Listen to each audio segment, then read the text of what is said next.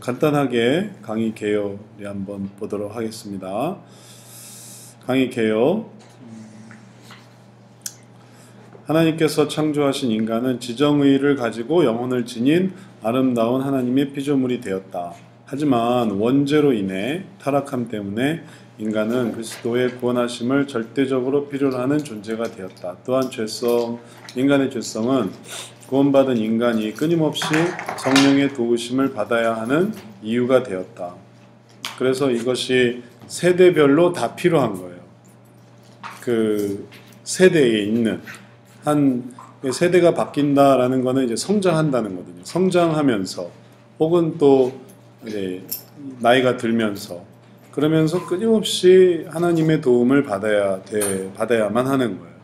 그래서 세대 상담은 연령 변화에 따라서 인간의 마음이 어떻게 달라지며 각 세대마다 어떠한 하나님의 도우심을 받아야 하는가를 우리가 함께 살펴봅니다. 그래서 이제 영유아기부터 만 0세부터 5세 이거는 또 자녀 상담에서 또 많이 나오고 또 그때 이제 여기에 해당하는 취업 전까지 영유아기 아이들을 볼 수 있는데 그런 아이들을 어떻게 상담해 줄 것인가. 근데 이거는 좀 많이 다루고 있지는 않아요. 사례를 우리가 영유아기 사례보다는 본격적인 사례는 이 중고등 사례로 많이 들어가 있거든요. 그래서 영유아기 사례나 아니면 유소년기 사례에 대해서는 앞으로 좀 더 보완을 해 나가려고 합니다. 이제 어느 정도 좀 배운 다음에. 그래서 영유아기가 이제 0세부터 5세 취업 전까지 그 아이들을 어떻게 상담해 줄 것인가. 주로 이제 TV에도 이런 게 많이 나오죠. 우리 아이가 달라졌어요. 만 5세까지. 만 6세부터 이제 학교를 다니고 이게 우리나라 나이로는 만 6세가 8세잖아요. 우리나라 나이로 8세, 만 6세부터 이제 학교가 시작되는데 그 전 만 5세까지의 어떤 이상한 행동들, 그럼 이제 그 아이들이 이제 상담의 대상이 되는 거예요. 그 아이들을 어떻게 할 것인지에 대한. 그 다음에 우리가 그냥 영유아기 전문가를 양성하려는 게 아니라서 전반적인 그런 상담을 다 해보려고 하는데, 그래서 이제 유소년기로 올라와요. 그래서 초등학교 다닐 때까지 만 11세까지, 그래서 만 6세부터 만 11세 하면 13세까지가 되거든요. 13세까지 초등학교 6학년, 그러면 8, 9, 10, 11, 12, 13, 6학년까지 해서 6, 7, 8, 9, 10, 11, 6학년 해서 유소년기로 보고요. 거기 초등학교, 요즘 초등학교 아이들 고민이 상상을 초월해요. 아주 얘기하다 보면 초등학생이에요. 되게 심각하다고 해서 남자친구, 뭐 자살 충동 얘기하다 보니까 초등학생이에요. 아주 초등학교 아이들의 문제가 점차 나날이 발전해 가고 있어요. 이제 초등학교 5학년 때문에 네. 북한이 중2에서 초등학교 여기 바뀌었어. 그럼 곧 있으면 그렇게 얼마 안 남았다고. 네. 북한이 못 내려온다고 무서워서. 옛날엔 중학교 2학년이었는데 그런 아이들의 문제를 어떻게 할 것인가. 유소년기, 그 다음에 청소년기 만 12세부터 18세, 그럼 이제 19세, 우리는 19세 중고등학교 다니는 또 이 6년 동안 또 엄청난 변화를 이루게 되죠. 그래서 청소년기 문제를 어떻게 할 것인가. 그 다음에 이제 학교를 다 졸업하고 대학 생활이나 직장 생활을 하게 되는 청년기는 이제 거의 비슷비슷해져요. 그래서 본격적으로 청년의 고민, 또 성인의 고민이 시작되죠. 그래서 대충 그렇게 자른 거예요. 그냥 이제 직장 생활까지, 직장 생활에서의 그런 뭐랄까 노력하고 정착하고 그런. 근데 이제 40 이후부터는 뭐 30대, 뭐 20, 30대 끝나고 40, 50대부터는 이제 장년으로 넘어가서 자녀 문제, 뭐 하여튼 좀 더 새로운 고민으로, 그래서 장년기에서의 문제, 64세까지, 그리고 이제 65세부터 이제 요즘 노년기로 보고 있으니까 70은 너무 70으로 보는 경우도 있지만 하여튼 65세 정도 뭐 노년기에서의 문제는 이렇게 딱 중요한 건 아닌 거예요. 65세냐 70세냐 그는 대충 그런 개념으로 보시면 되겠습니다. 그래서 노년기의 고민까지 또 노인 상담도 최근에 또 각광받는 분야거든요. 이 고령화되다 보니까 노인들이 고민하는 근데 노인들의 고민이 물론 있지만 그런 고민들을 이해하려면 노인만의 고민이라기보다는 연속선상에서 이해하는 게 더 편하죠. 영유아기의 고민도 역시 그래서 하나의 그런 흐름으로 이해를 해야 쫓아갈 수 없지 쫓아갈 수 있지 어느 날 갑자기 뭐 딱 그 세대만 보면 좀 당황하죠. 그리고 이해할 수 없는 부분도 너무 많고 어떻게 그럴 수 있을까. 그래서 과거의 노인이 현재의 노인과 비교되기가 어려워요. 그러니까 과거의 유소년이 현재 유소년과 비교될 수가 없고 보통 사람은 그렇게 구분하지만 어떻게 구분하셔야 되냐면은 흐름 속에서 옛날에 이 사람들이 나이가 들어서 이렇게 됐다 이렇게 이해를 하시면 이제 이해가 되는 거예요. 그러니 그럴 수밖에 없구나 그렇게 이해를 하셔야지 옛날에 노인들은 안 그랬는데 요즘 노인은 왜 그래? 그 노인이 이 노인이 아니라니까요. 어떻게 똑같을 수가 있겠어요? 왜냐하면 그 사람들이 노인이 된 건데 그러니까 그 전에 흐름 속에서 이해하려고 할 때 이걸 이렇게 도와줘야 되겠구나. 그럼 이제 매번 새로운 거예요. 이렇게 새롭게 대응할 수가 있겠습니다. 자, 이건 영유아기하고 유소년기도 있고 노년기까지 있잖아요. 네. 분담하는 방법을 얘기했는데 네. 영유아기는 이렇게 짧잖아요. 우리가 그러면 현재 생활에 나타나는 문제를 이렇게 하잖아요. 네. 네. 그걸 일반 상담 볼 때 그걸 그렇게 하더라고요. 그 이후에는 과거를 그래서 의심돼가지고 하는 거잖아요. 걸려가지고. 네. 그러면 그 접근 방법이 좀 뭐 딱 그게 단정 짓기는 좀 어렵고 좀 이제 사례마다 좀 다르긴 한데 이제 우리가 지금 살펴보려고 하는 게 간단하게나마 이 영역이나 유형이나 감정이나 욕구 요 부분의 차이를 보려고 하는 거예요.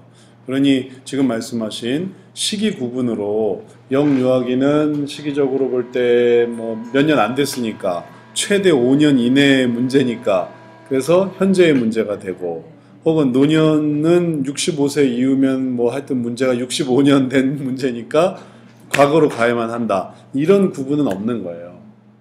얼마만큼의 시간을 다룰 것이냐는 거는 이제 문제 유형도 다르고 또 시기도 다르고 그러니 지금 말씀하신 것은 일반적인 심리 상담에서의 그런 이해일 뿐이고 우리가 하려고 하는 거는 뭐 현재로 가던 현재를 다루던 과거를 다루던 딱 어떤 방법이 있는 게 아니라 때에 따라 다른 거예요.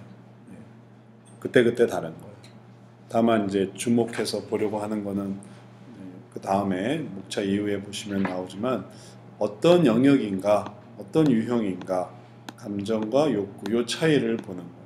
이런 부분을 보려고 하면서 그 한 사람을 볼 뿐만 아니라 또 그 사람이 속해 있는 그 주변부를 보려고 하는 거죠. 뭐 모든 문제가 다 그렇지만 설명을 듣고 그 다음에 사정을 듣고 우리 아이가 달라졌어요. 의 경우도 그렇지만 처음에는 막 이제 궁금하게 이렇게 만들어요. 궁금하게 만들어서 이제 그런 어떤 문제점만 부각을 하는 거예요. 근데 이제 나중에 그를 극본상 작가가 이렇게 만든 거라 그 흐름상 나중에 이제 설명을 하는 거예요. 그래서 그렇구나 하게 되는. 근데 이제 우리가 실제로 그걸 경험하면 이유가 다 드러나 버리니까 재미가 없는 거죠. 그 사람은 뭐 홀 어머니의 걔는 뭐 홀 어머니의 혹은 뭐 집안 맞벌이에 뭐 방치되고 그러니까 그렇지. 우리가 다 아는 수 있는 그런 문제들을 이제 우리 아이가 달라졌어에서는 애가 이상합니다. 갑자기 말을 안 들어요. 멀쩡하던 애가 뭐 이런 식으로 했는데 알고 보니까 뭐 맞벌이에 아빠는 뭐 신경 안 쓰고 엄마는 뭐 이랬던 경험이 있고 그러다 보면 그렇구나 이렇게 이해식으로 만든 거거든요.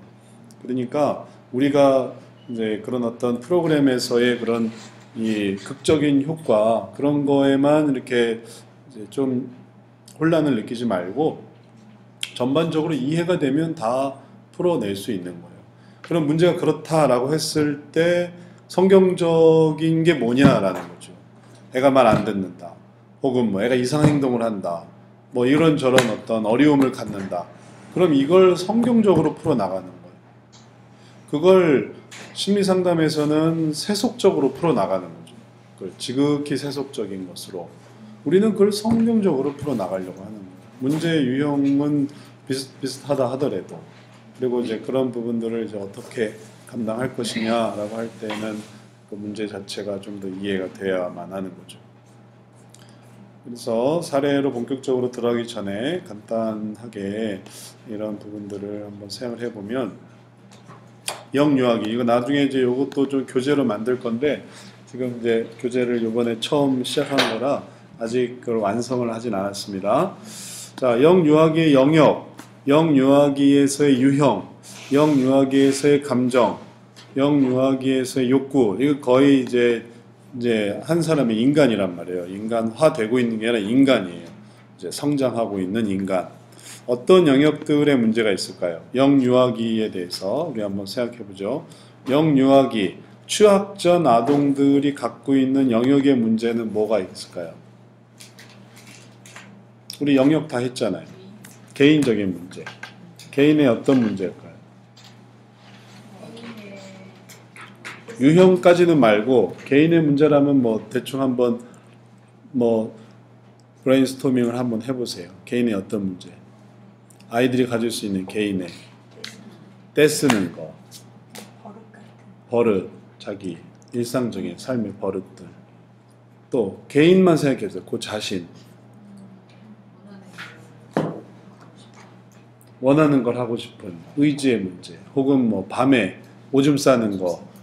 야뇨증, 밥 안 먹는 거, 거식증, 거식증이 좀 미안하네. 네? 분리불안, 그래서 막 떨어지면 막 괴로워하는 거. 또 뭐가 있을까요? 네, 그런 것들, 자기 자신의 문제에서, 혹은 뭐 병이 걸려거나, 뭐 감기, 뭐 잦은 뭐 병치레, 뭐 이런, 다 그 아이 자신의 문제가 되겠죠. 또 그런 문제들, 또 영역으로 하면 뭐 가정의 문제들, 엄마 아빠의 문제, 그 다음에 교회적인 문제가 있을까요? 영유아기에 교회까지는 가지 않고 개인이나 가정 영역이, 학교 생활도 없으니까 어린이집, 학교, 어린이집, 유치원에서의 문제, 취학 전에 유치원에서의 문제가 있다면, 스트레스 받는다면, 예, 그러면 그게 이제 영역에 이제 의미가 생기는 거예요. 직장은 없으니까 없고, 사회적인 문제도 뭐 크게 없을 경우가 많이 있는 거고요. 그래서 뭐 개인, 가정, 그다음에 뭐 학교 정도. 교회적인 문제? 교회 유치원 애들 오면은 네. 적응 못하고 막 돌아다니고 이제 이상한 애들 많아요. 교회 안에서의 뭐 정서불안, 뭐 주의력 산만, 예, 맞아요. 취업 전에, 취업 전에. 취업 전에 그럴 수 있죠. 교회적인 부분에서 교회 가기 싫어한다든지 애가 그러긴 쉽지 않긴 하지만 오라면 가야지. 네. 그래서 뭐 굳이 찾는다면 개인, 가정, 교회, 학교까지, 직장, 사회는 없고, 그다음에 유형의 문제에는 어떤 유형이 있을까요?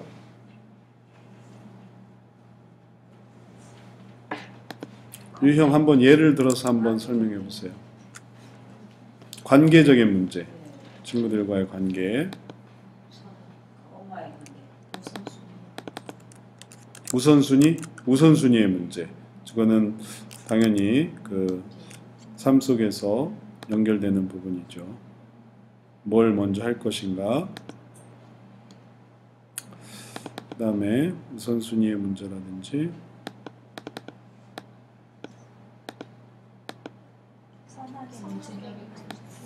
선악의 문제? 예를 들면 어떤 게 있을까요? 선악의 문제. 남의 집에 가서 뭘 가져온다고. 그냥 가져오는 거. 네. 더 나쁘다는 생각을 안 하고. 거짓말. 여기서 떼쓰는 거 언니 오빠랑 떼쓰긴다고 해도 좀 그렇고. 순위의 문제 등이 있겠고, 합의의 문제가 뭐가 있을까? 상대 문제 지금 남이 좀 가져오는 거 이거를 가져와야 돼 말아야 되냐 그리고 뭐 이런 그게 좀 유리 있어야 되는 거 아니에요? 그렇지 뭐 하나님을 잘 모르는 상황에서 합의의 문제를 이렇게 그러게 신앙적인 문제로도 그렇고 합의는 이상하게 잘 안 맞네요. 네. 애들이 유치원 전 다니는 애들이 뭔가를 이렇게 하는 거는 조금 약한 것 같아요. 조직은 이제 조직에 해당이 되겠죠. 선악의 문제도 해당이 되겠고, 그다음에 조직의 문제에서 형, 오빠, 언니, 누나와의 어떤 아래 위의 관계에서 예를 들어 동생을 시기한다든지, 혹은 뭐 언니를 미워한다든지, 오빠와 자꾸 싸운다든지, 형하고 자꾸 싸운다든지, 사이가 잘 안 좋다든지, 예를 들면 형제가 있는데 동생이 형을 이겨 먹으려고 한다 해보세요. 얼마나 형과 싸우겠어요. 이 만만하다고 생각하니까 형 한 대 툭 치면 자기도 툭 치려고 하고 투다다다닥 하는 거죠. 그러면 조직의 문제, 그 다음에 관계적인 문제. 관계적인 문제가 뭐 친한 애들 친하고 친하지 않은 애들 친하지 않고, 심층적인 문제까지는 생기면은 그건 진짜 심각한 거죠. 영유아기 시기에 심층 문제가 생기면, 네, 그럼 심층 문제가 되는 거죠. 몸의 문제, 공포증, 막 이런 거. 뭐 그 TV에서 나오는 것도 되게 그런 심층 문제를 많이 다루는 거예요. 뭐 형제들끼리 싸우는 정도로는 방송에 뭐 호기심이 자극이 안 되니까 한 번 울면 엄청나게 오래 운다든지, 혹은 뭔가 심한 행동들, 심층 문제가 나올 수 있겠네요. 감정 부분에 어떤 내용들이 있을까요? 감정, 미움,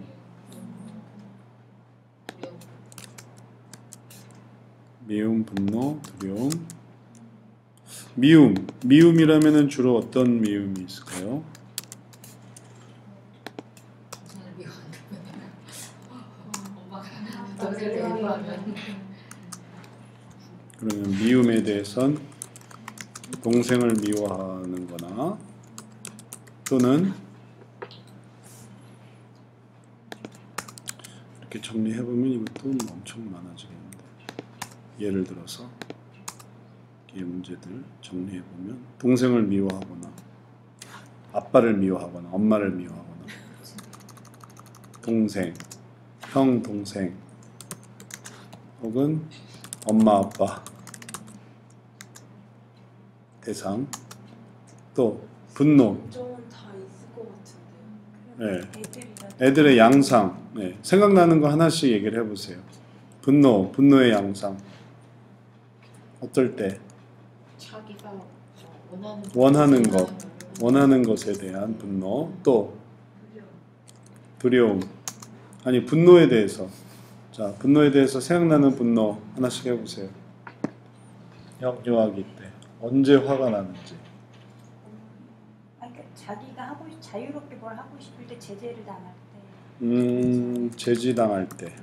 하고 싶은 게 말하자면 어린이집이나 이쪽처럼 어떤 규칙이 있었을 때 음. 자기 뭐 그렇게 하고 싶지 않은데 뭐 원장님이랑 누가 이렇게 그걸 자꾸 제지를 자기 행동을 제지했을 때, 맞아요. 제지당할 때. 행동에 대한 제지.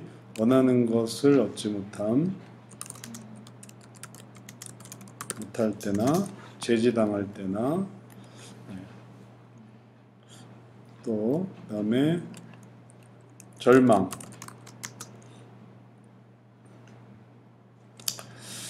원하는 것을 얻지 못할 때 분노하는 경우도 있고, 절망하는 경우도 있고. 절망하는 경우가 많이 있을까요? 애들이 낙심하고 막. 그러니까 이렇게 하다 보면 걸리는 게 있고, 또 이렇게 굳이 걸리지 않는 게 있고, 그런 게 있어요. 절망의 경우가 많이 있는지. 애들이 절망해서 낙심해서 나 왜 이럴까 막 유치원 다니는 애가 네, 미움, 분노 정도. 좌절은 있을 것 같은데. 좌절? 어떻게 애들이 좌절하나? 네, 상황이 열악하면서는 네. 저는 당연히 있을 수 있다고 생각합니다. 상황이 열악한 가정에서는 얼마든지 끊임없이 부모님에 대해서 원하는 게 있었지만 미워해도 받지만 분노도 해봤지만 소용 없을 때 아무 말을 안 하고 그냥 침묵하고 그러면 생각에도 침묵 정도? 침묵. 감정은 다 있을 것 같은데. 네. 양상이 중요한 거예요. 모든 건 다 있어요. 근데 이제 어린아이의 양상을 우리가 이제 계속 머릿속에서 만들어 보는 거예요. 이걸 이제 끄집어내서. 그리고 부모의 감정에 대해서 얘가 전망하는 게 생각합니다. 감정에 대한 인정하지 않고 네. 이럴 때 이렇게 행동을 보이고 이럴 때 이렇게 행동을 보이고 그리고 자기가 막 화도 내봤다 했는데 이제 안 먹힐 때 그때 이제 아이가 마음속에 절망하게 돼서 그냥 포기하는 거. 포기. 예를 들어 부모님에 대한 포기. 우리는 어쩔 수 없어. 뭐 이런 식으로 아이가. 그건 진짜 아주 안 좋은 거고 이제 그러면서 감정 상태가 미움이나 분노, 미움 혹은 분노했다가 안 될 때 이제 절망. 아니면 좀 이제 조용한 애는 분노까지 가기도 전에 그냥 미리 절망한다든지 그럴 수도 있을 거예요. 분노, 절망. 그 다음에 두려움은 어떨까요? 두려움. 무서워하는 거. 엄마가 어디 떠나거나 자기가 버리고. 헤어지는 것에 대한 두려움. 그 다음에 따로 자는 거 두려워. 혼자 자는 것. 위치가 너무 높게 있다든지 어떤 위치? 고소공포. 높은 곳에 대한 높은 곳. 그 다음에 야단치는 것. 억압하는 것을 두려워한다. 억압하는 것. 좀 이러한 부분들이 우리가 보는 그런 양상들을 설명하니까 이런 것들을 이제 우리가 좀 생각해 본다고 이해하시면 되겠어요. 억압하는 것, 그 다음에 죄책감.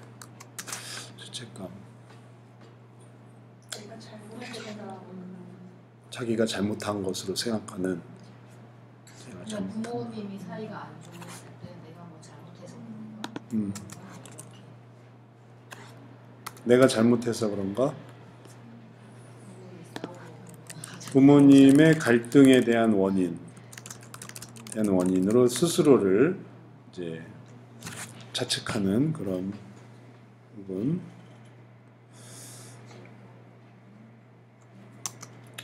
그다음에 수치스럽다, 창피하다.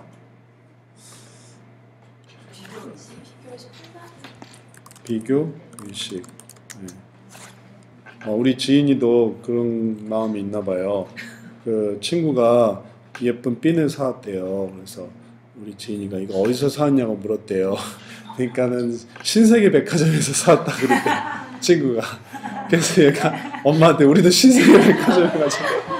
그런 데가 보고 갔어요. 6살인데. 그리고 한 번은 또 친구가 하와이를 갔대요. 그래서 학교를 안 갔대요. 그래서 우리도 하와이를 가자. 하와이를 어떻게 가? 그런 비교의식. 비교의식을 가지면 비교의식이 생길 때 수치심을 느끼나요? 그때 꼭 그런 건 아닐 수도 있죠. 그냥 비교만 되는데 이게 창피하다라고 느끼려면 조금 더 시간이 좀 필요하긴 할 거예요. 내 수치심을 갖는다면. 그러니까 비교의식을 갖는다고 다 수치심을 갖는 건 아닌데 수치심을 느낀다면 그건 비교의식 때문에 있을 것이다. 여기서 이거는 돼도 여기서 이거는 좀 어려울 수 있겠어. 비교의식. 또 의식도 있지만 창피해. 누가 선생님이나 우리 집에서 이렇게 누가 이렇게 비교해서 너는 잘하고 너는 못한다라고 비교를 당하면 내가 못하는 거에 대해서 부끄러워한다고. 부끄러워하는 거, 자신의 실력. 내가 좋아하는 잘한다거나 못할 때 그때 좀 되게 그런 게 부끄러워. 여러 사람 앞에서의 내가 뭐 내가 좋아하는 여자친구 경험. 이때 이미 열등감 같은 거 느끼는 거야. 열등감을 수치심으로 느낄 수도 있겠네요. 열등감을 가질 수 있는. 근데 그게 우리가 아는 수준의 열등감이 되려면 좀 더 이제 나이를 들어야 되겠고, 그냥 이게 쌓여가지고. 부끄러운, 네, 쌓여서. 그러면 우리 지인이도 되게 부끄러움 많이 타거든요. 그래서 창피해하고, 그러면 이제 그런 부분은 이제 모르는 사람들, 그리고 혹은 뭐 익숙하지 않은 친구들, 뭐 특히 이제 그런 경우가 5세 반에서는 종종 일어나더라고요. 5세 반에서는 안 들어가려고 하는 거예요. 창피하다고. 근데 6세, 7세 가면 이제 그게 이제 점차 줄어들, 감정이 생겼다가 또 없어지는 경우도 생겨요. 이렇게 꾸준히 나이 들 때까지 생기는 게 아니라 감정이 미움도 생겼다가 잦아들고 분노도 생겼다가 잦아들고 그러면서 이제 조금씩 성장하는 거죠. 경험해 보면 수치심도 생겼다가 사라지고.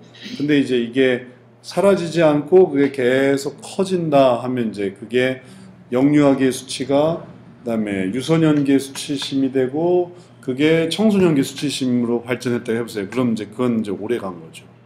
이게 사라지고 새로 생겼으면 또 모르겠지만 지금은 놀림 당할 때 왕따. 제가 전에 얘기했죠. 그게 수치심인지 어떤 절망인지에 따라서 좀 틀리는데 놀림 당할 때, 왕따 혹은 끼워주지 않을 때, 놀아줄 친구가 없을 때, 혼자서만 놀 때, 놀림 당할 그럴 때 이제 수치심이 생길 수 있겠고, 그러나 거기에 대한 우리 고통에서도 봤지만 빠른 이해, 그리고 그러지 않도록 혹은 그거를 이제 해결하는 그런 방법을 통해 상승하게 될 때 이제 그 다음에 이제 사라지는 거죠. 생길 수 있는 것들이 그런 거라는 거예요.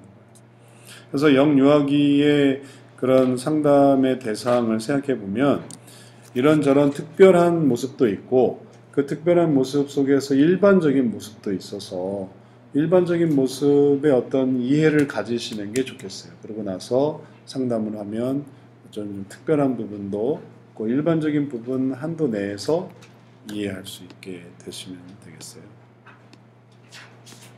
자, 욕구로 넘어가서 욕구에서 먼저 유익. 어떤 경우에 유익을 추구할까요?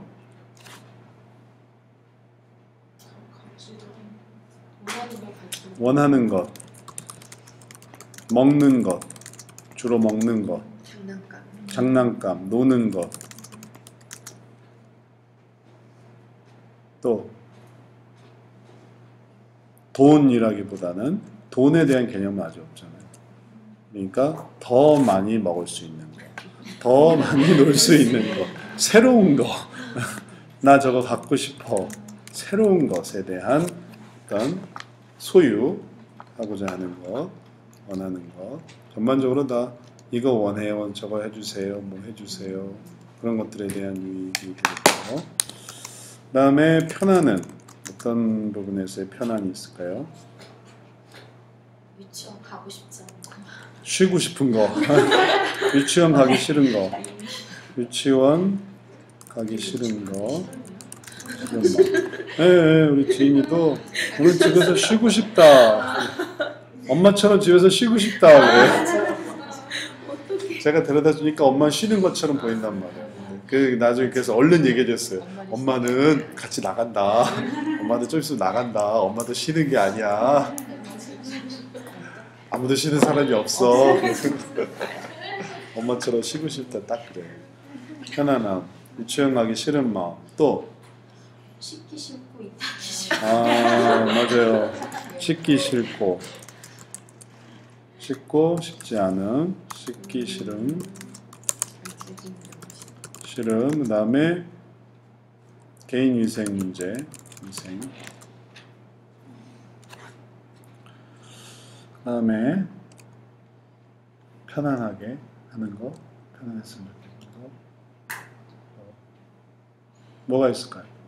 생각해 보세요. 아이들, 취약 전 아이들의 편안함이 도대체 뭘 것 같으세요? 눈이 편안하게 해서 보고 보고 싶은 거? TV라는 거 저희가 그건 이제 쾌락으로. 네. 핸드폰, TV, 게임. 네. 그럼 이제 이거는 내가 더 재밌는 거 하고 싶은 거. 책 보는 것도 이제 자자 하는데 나 계속 책 보고 싶어요 하면 이제 그게 재밌는 게 되는 거죠. 책 봐라 하면 놀이도 놀이 계속 놀아달라고 하는 끊임없이 놀고 싶고 그만 놀자 하면 울고 그러는 거 있잖아요. 그게 원하는 게 재미가 되는 거죠. 그 다음에 쾌락 이거를 순서를 이제 바꿨어요. 존경 먼저 그 다음에 인정으로 그 다음에 인정 존경 지배에서 존경 인정 지배로 최근에 상담을 거듭하면서 이게 좀 순서가 바꿔야 될 필요가 생겨서 존경 인정 지배로 이렇게 바꿀 거니까 이거 순서를 왜 그랬냐 하면 이제 이 상담을 이제 계속 거듭하면서 지금 뭐를 지금 보고 있냐면요.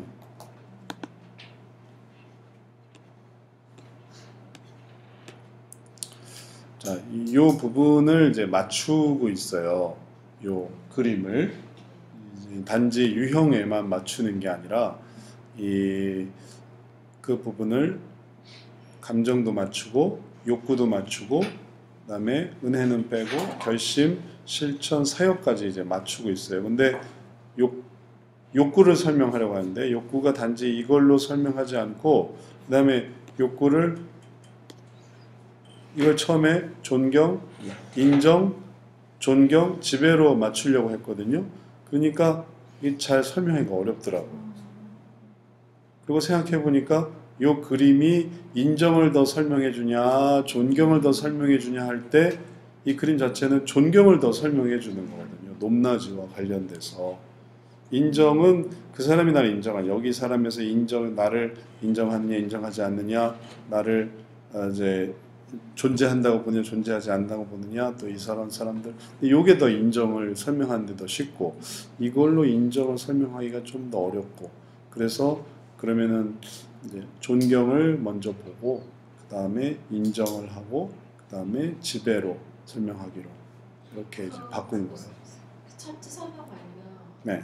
그 감정의 그 깊이에 따라서 이렇게 존경보다 인정이 더 크고 인정보다 지배가 더 네, 지금까지 그렇게 설명을 해 왔었어요. 그래서 인정보다 존경, 인정은 있는가 없는가, 그다음에 존경은 그렇게 해서 높아지고 지배는 그렇게 해서 이제 다스리려고 하는 그런 식으로 상승 개념으로 더 커져가는 개념으로 했는데 그걸 생각하고 이제 여기다 맞춰 보니까 여기는 딱 맞는 게 아닌 거예요. 그렇다고 관계랑 조직을 그림을 아예 바꿀 생각도 해봤는데 그러면 이거는 발달 단계상 잘 맞지가 않아요. 가정에서부터 이런 조직 개념이 형성되는 거거든요. 이건 좀 더 친한 관계라는 걸 사람 더 많이 알아야 되니까 가정이 더 먼저고 그 다음에 다음 관계가 형성되는데 그래서 유형적으로 보면 조직 다음에 관계인데 욕구로 따지자니까 인정 다음에 존경이 되지 않고 존경 다음에 인정으로 이제 생각하는 게 좀 더 이 그림과 매치시키기 편하겠다 생각해서 이제 바꾸는 거예요. 듣기에 어떠세요? 여러분이 듣기에? 지금 이야기한 것처럼 네. 요거대로 별개로 해석을 하고 요거는 별개로 그냥 해석을 그냥 있는 그대로 해버리면 되는데 어떻게요? 지금 이거 인정, 존경하고 인정. 존경, 지배 이야기 그게 호지가 상승되는 네. 거잖아요. 상승 개념을 바꾸는 거죠 이제. 그럼 인정, 존경, 인정, 지배.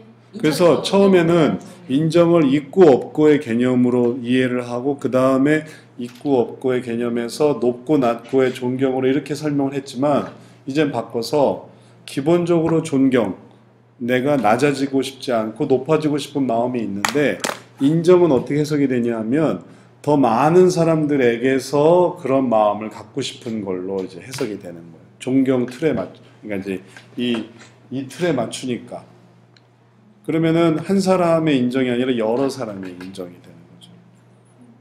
전에 왜냐면 내가 존경이냐 인정이냐 그 차이가 굉장히 사실은 크지 않더라. 제가 그렇게 느껴지더라고요.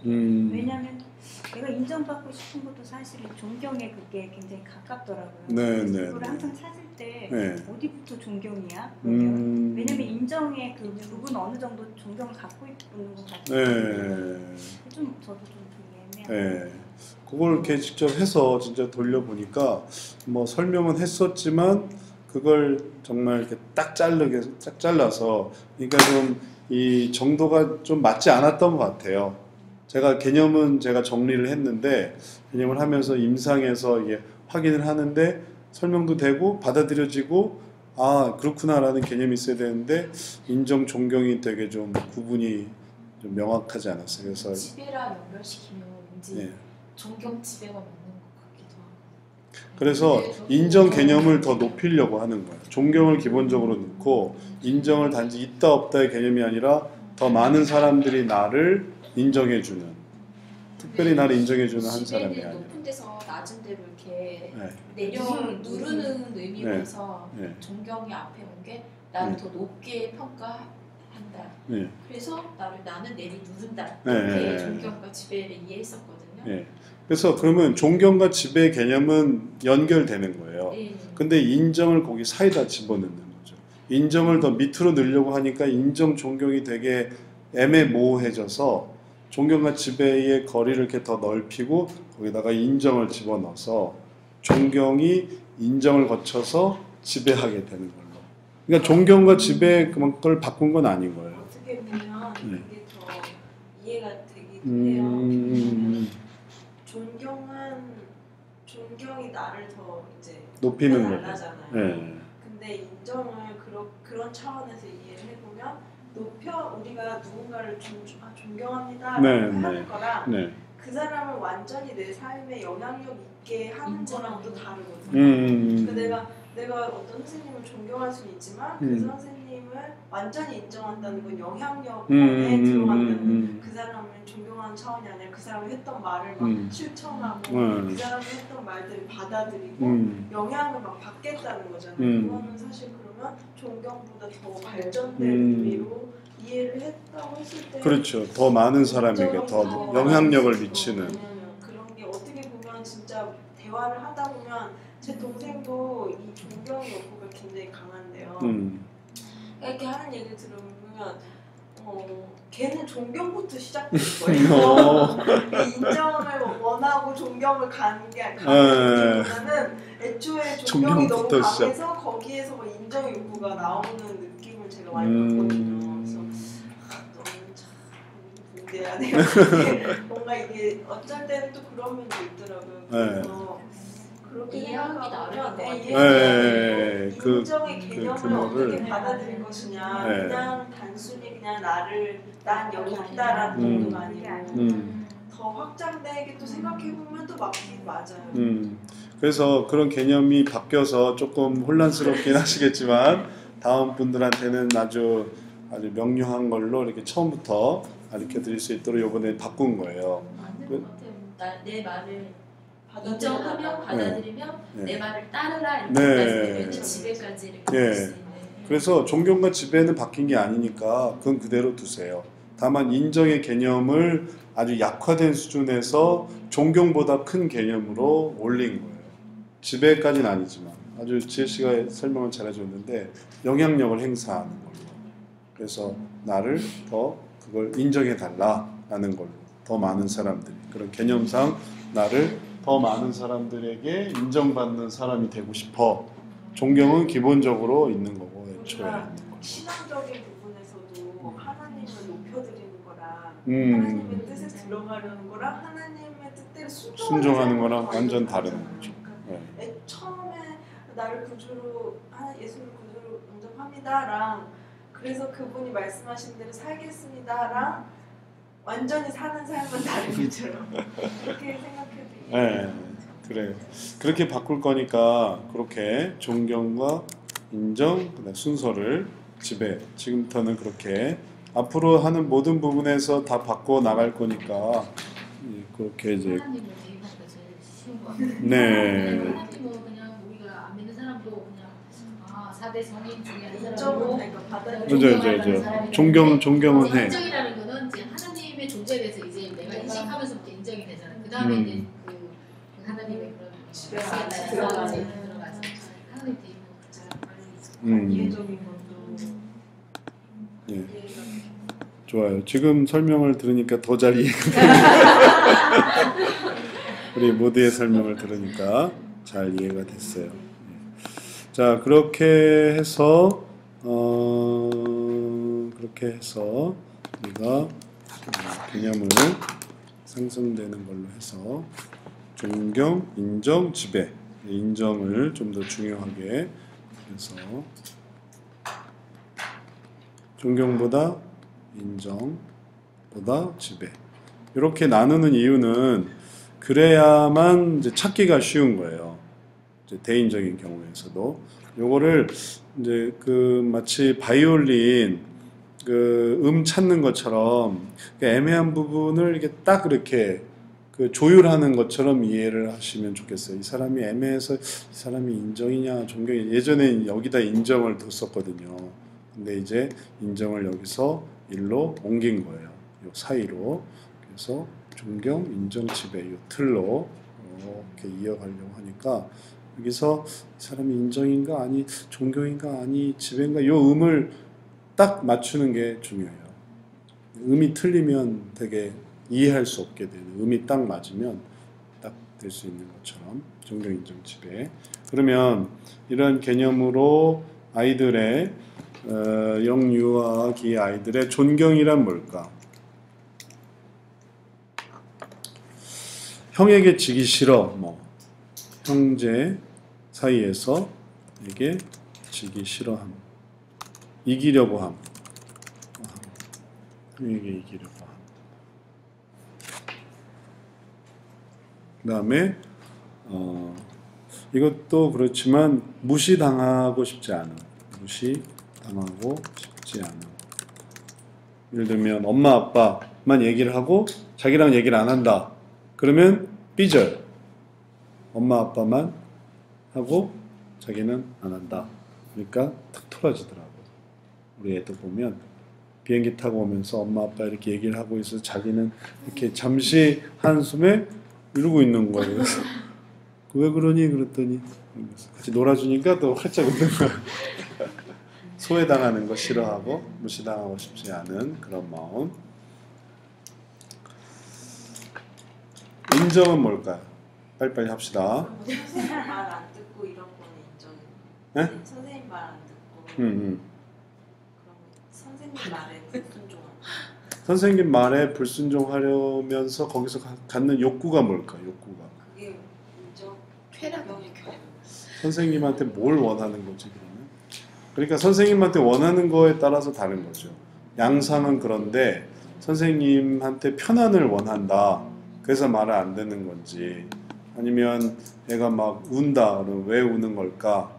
그게 이제 인정을 받고 싶어서 우는 거다라고 하면은 뭐에 인정을 받고 싶은 건가? 할 때 뭐 친구들 뭐 왜 왕따를 안 당하기를 원하는가? 선생님에 대해서 부차적인 그런 애들 있잖아요. 모든 선생님이 하는 말이라면 다 싫은 그런 애들 있지 않나요? 그럼 왜 싫을까요? 걔는 그런 애들이 그런 애들은 있는데 약간 선생님의 권위를 인정하지 않는다든지 권위를 왜 인정을 안 할까? 자기는 뭘 하고 싶은데 자기 뜻대로 하고 싶은 지배인가 보다. 네, 그는 지배에 해당해서 내 뜻대로 하고 싶은 마음. 선생님이 이거 하라고 저거 하고 청개구리 청개구리 이렇게 하라고 저렇게 행동. 그럼 인정은 친구들 칭찬, 칭찬받고 싶은. 받아들여지는 칭찬. 그러게. 네. 친구들한테 뭐 사랑받고 내가 싶고. 하라는 대로 하는 거지. 사랑받고 싶고. 그래서 거기서도 이제 인정받고 싶은 거예요. 집에서는 존경받고 싶고, 그다음에 밖에서도 존경받고 싶기보다는 밖에서는 인정받고 싶은 거고. 그럼 약간 차이가 있는 그런 의미로. 자, 그렇게 해서 영유아기 경우를 한번 생각해 보겠고, 자, 그럼 이제 여기까지 이런 것들을 이제 바꿔 나가려고 하는 거예요. 개인적인 문제들, 가정적인, 교회적인, 학교적인 문제까지. 그리고 그러한 영역에서 순위의 문제, 선악의 문제, 조직의 문제, 관계의 문제, 심층의 문제까지. 합의의 문제. 합의의 문제는 근데 목사님 만약에 어떤 아이가 있어요. 네. 근데 제가 만약 지인이랑 예를 들어서 얘기를 나누는데 네. 지인이 이렇게 하자라고 했을 때 지인이가 싫어라고 하고 자기 의견을 얘기했을 때 또 누가 그 아이에게 또 그래 그럼 왜 그게 좋은데 대화를 하다가 그래 그럼 이렇게 하기로 하자 그런 거 있잖아요. 그건 합의가 아니에요. 그러게. 친구들 사이에. 충분히 왠지 대화가 되기 때문에 네. 저는 아이들이랑 합의를 많이 했던 것 같은데 꼬마 아이들이랑 자기들끼리도 하고 그리고 심지어 이렇게 하는 게 하나님 기뻐하실 거야 라는 얘기도 알아듣잖아요. 그러면 말 안 듣다가도 엄마도 이걸 원하고 하나님도 이걸 원하실 걸 라고 했을 때 그 아이가 그래 그럼 그럴게 라는 그런 작용이 분명히 있는 것 같은데 그런 것 같아요. 친구들 사이에서 혹은 부모 사이 어떤 구체적인 문제에 대해서 구체적인 어떤 결정에 대해서 구체적인 결정, 그리고 선택. 어떤 만남에서는 규칙을 임의로 서로 규칙을 정하기도 하거든요. 하나를 가르치는 데도 선생님이랑 몇 가지 규칙을 정해보자 이렇게 하기도 하거든요. 그러면서 하나님이 기뻐하실 거야. 합의의 문제가 전혀 없다고 보기에는 좀 어렵네. 그러니까 지금 취학 전이란 말이에요. 그래서 한 4세만 돼도 네, 4-5살만 돼도 충분히 하나님의 만 2세란 말이에요. 4세, 하나님에 대한 만 개념이 2세, 하나님이 아니라 7세. 네? 하나님에 대한 개념이 네. 여기서 합의해서 네. 아이들 하나님에 대한 개념이라는 것보다도 네. 양식적으로 이게 나쁜 일, 좋은 일 뭐 이런 거에 대한 그걸로 개념이 서서 합의라는 게 이루어질 수 있을 것 같아요. 그러게. 네. 7세까지잖아요. 네, 그러니까 우리 나이로 7세까지. 이게 만 5세고 7세니까 5, 6, 7. 유치원은 완전히 뭐 다 표현이 되잖아요. 근데 그 전이라 하더라도 그러니까 완전 영유아기 다 들어가는 거예요. 애기. 빵살. 네. 빵살부터 시작하는 거예요. 근데요, 태어날 때부터 심장이 아프거나 이런 그런 문제들을 가진 아이들을 심층의 문제로 다룰 수 없잖아요. 그런 거는 상관없죠. 병을 다루는 게 아니니까 병을 어떤 이 스트레스성 질환으로 다루는 게 아니고 이제 예를 들어 뭐 최소 3세 이상 4세가 되면서 이제 나타내는 행동들 뭐 계속 잠 안 자고 배포 채고 막 혹은 뭔가 어떤 이상한 행동을 자꾸 하고 막 그런 경우에 이제 상담의 의미를 갖는 거니까 영유아기를 일단은 취업 전으로 보다 보니까 해당되는 애가 있고 되지 않는 애가 있어요. 여기에 다 해당되는 게 아니라 지금 이 모든 문제를 다 한 애가 가지고 있는 건 아니잖아요. 얘는 여기에 해당돼요. 얘는 여기에 해당돼요. 그런 거니까 그런 의미를 생각해 볼 때 합의의 문제도 해당이 되겠어요. 다만 이제 영역은 뭐 개인이나 길어야 학교까지 그 전에는 더 줄어드는 거고 완전 애기는 그냥 그 애기 자체의 문제만 해당될 수 있겠어요. 자, 그렇게 해서 이제 영유아기를 이해하시면 되겠고 유소년기는 유소년기의 영역을 한번 생각해 보죠. 여기까지 유소년기까지만 하고 청소년기부터는 사례를 좀 더 병행하면서 해보도록 합시다. 조금만 더 힘을 내서 유소년기에 대해 한번 생각을 해보세요. 브레인스토밍을 해보세요. 개인, 초등학생을 생각해 보세요. 초등학생 우리 자녀를 둔 박소영 목사님이 한번 좀 더 아이디어를 내보세요. 개인의 문제 뭐가 있을까요? 유소년기의 개인의 문제.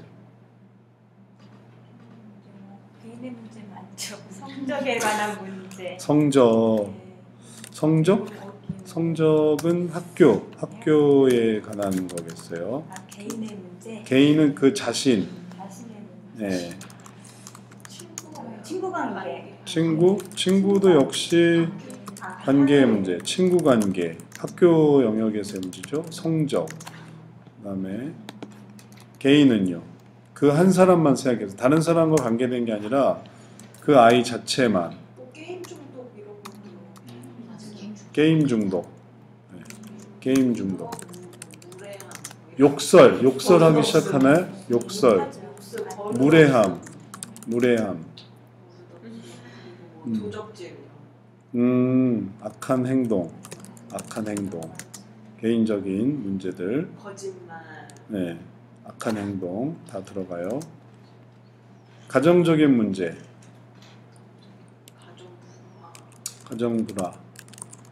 가정불화. 유소년기. 그 가정의 문제 말고 애들이 가정에서 갖는 문제. 부모님께 대한 불순종. 형제 간 다툼.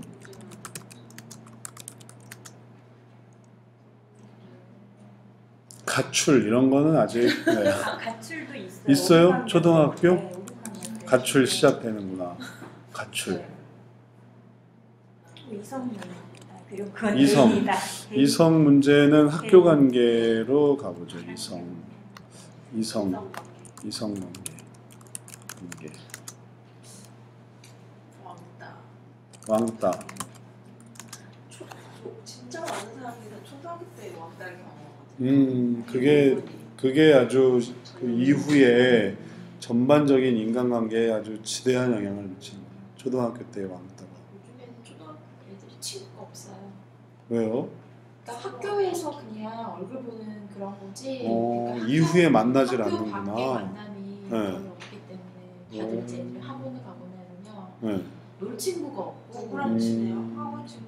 그러니까 학교 친구 따로 학원 스트레스. 따로 애들이 다 학원 따로 스트레스. 이렇게 학교에서 학원 학교 스트레스. 친구랑 놀고요. 학원에서 학교 친구랑 따로 놀고 놀고. 또 엄마가 뭐 어떤 엄마들 짜주니까 짜주는 그 엄마들 이렇게 모임에 따라서 엄마끼리. 이렇게 그 애들끼리 뭐 엄마들 만날 때 따라와서 만난다거나 이렇게 되고 그러니까 애들이 자기 속마음을 터놓고하는 어떤 단짝 개념이 잘 없고 좀 애들이 좀 많이 외로움이 많은 것 같아요. 친구가 제대로 없는 좀 애들이 좀 불쌍하다 생각이 많이 들거든요.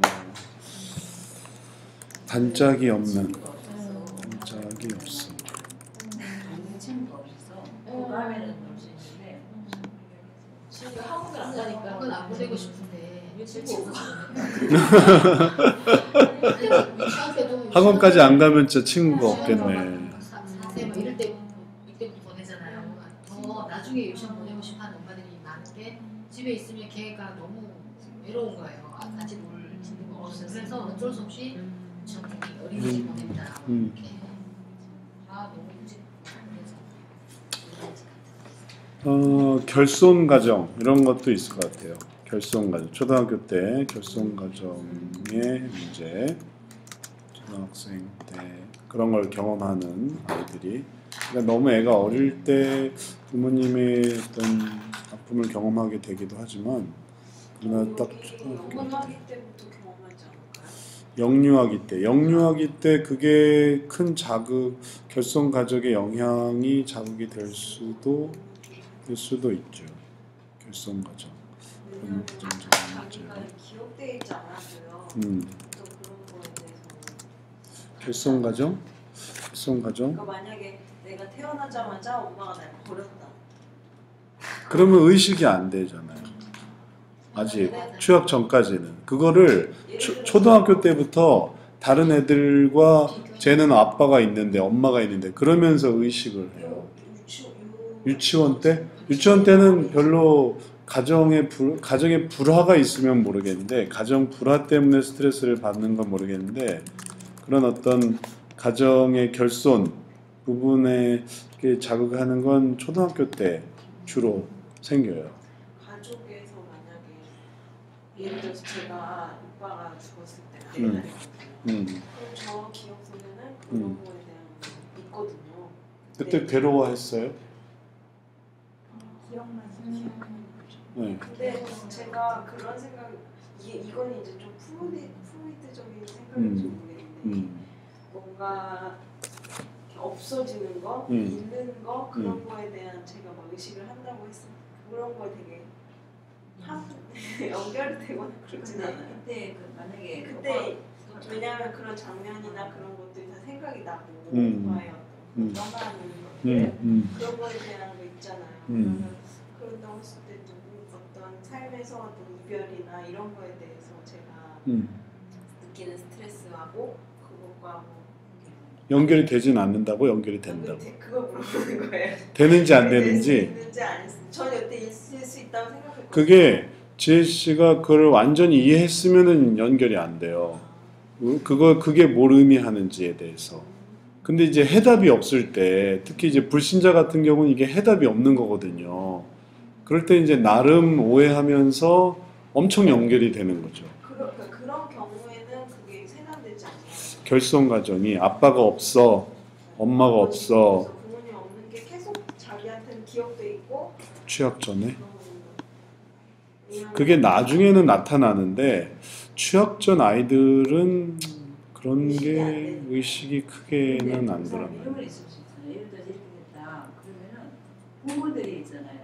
부모들이 이렇게 그게 군대만을 보면 빠지잖아요. 그러면 그 분위기라는 게 있잖아요.